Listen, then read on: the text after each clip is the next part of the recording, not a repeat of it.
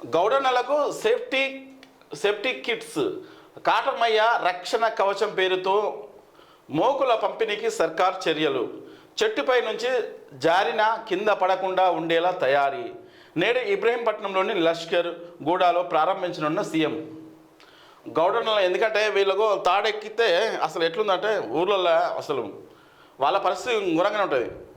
ఇంట్లో భార్యలో ఇంట్లో కుటుంబ సభ్యులు ఏమనుకుంటారు, ఉదయం తాడి చెట్టు ఎక్కి ఇంటికి వచ్చేదాకా వాళ్ళకి భయం ఉంటుంది. వాళ్ళ భద్రత కోసం ఇలాంటి ఇన్నోవేషన్స్ రావడం మంచిదే, దాన్ని ఆహ్వానించవలసిందే. వాళ్ళ గురించి చర్యలు తీసుకోవడం మంచిదే. ఎందుకంటే చాలామంది ఇట్లా తాడి చెట్టు కింద పడి ఈతి చెట్టు కింద పడి చనిపోతున్నారు. ఇదే ఈ అసెంబ్లీ సమావేశాలనే జాబ్ క్యాలెండర్. ఏటా మార్చి 31 వరకు ఖాళీల లెక్కలు, జూన్ 2 లోపు నోటిఫికేషన్లు, డిసెంబర్ లోపు భర్తీ. సీఎం రేవంత్ రెడ్డి వెల్లడి. ఈ ఇయర్ నుంచి ఎప్పటికప్పుడు ఫీజు రీఎంబర్స్మెంట్, 10 ఏళ్ళు నోటిఫికేషన్లు లేక నిరుద్యోగులు గోసపడ్డారు. ఇప్పుడు ఇస్తుంటే పరీక్షలు వాయిదా వేయాలంటున్నారు.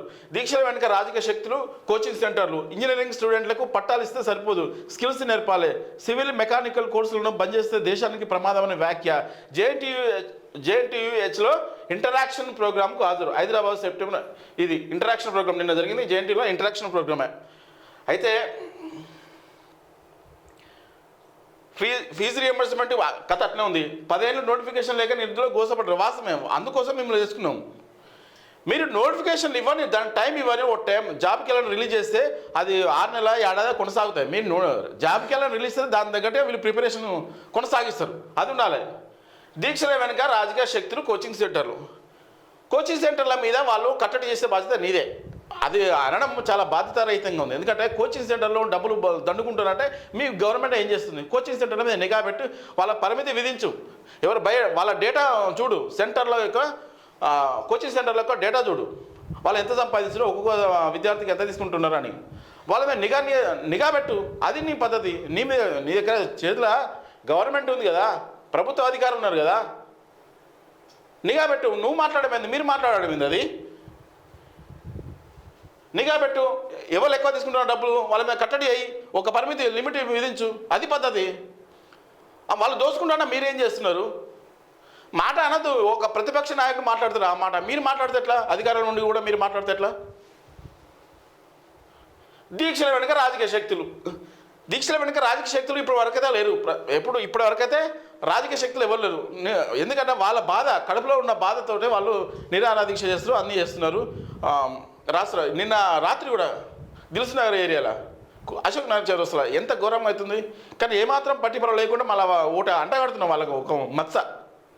కానీ వాస్తవానికి కూడా రాజకీయాలు కూడా ఇప్పుడు ఎంటర్ కావాలి. ఇప్పుడు ఎందుకంటే నిరుద్యోగులకు, విద్యార్థులకు అండగా ఉండడానికి రాజకీయ శక్తులు కూడా తోడు కావాలి. అప్పుడైతేనే ఇటారు. ఇందుకోసం మీరు వినట్లేదనే ఢిల్లీ టూర్ పెట్టినారు, చలో ఢిల్లీ ప్రోగ్రామ్. ఇప్పటికైనా మీరు దయచేసి విద్యార్థులపై చూడండి, కనికరించండి. కనీసం మీరు ఒక ముఖ్యమంత్రి స్థాయిలో ఉండడం మీ దగ్గర ఉన్నది. నోటిఫికేషన్ జారీ చేసేటప్పుడు గత ప్రభుత్వం చేసిన నోటిఫికేషన్లు మీరు దీన్ని మళ్ళీ తిరిగి పెంచి కొన్ని పోస్టులు 10, 20, 50 పెంచి పోస్తున్నారు. దాన్ని మాడిఫై చేసి ఇవ్వచ్చు. కాంట్రవర్సీ కాకుండా మీరు చేసే విధానం మీ దగ్గర ఉంటుంది. అట్లా ఉట్టిని తప్పించుకుంటే ఎట్లా?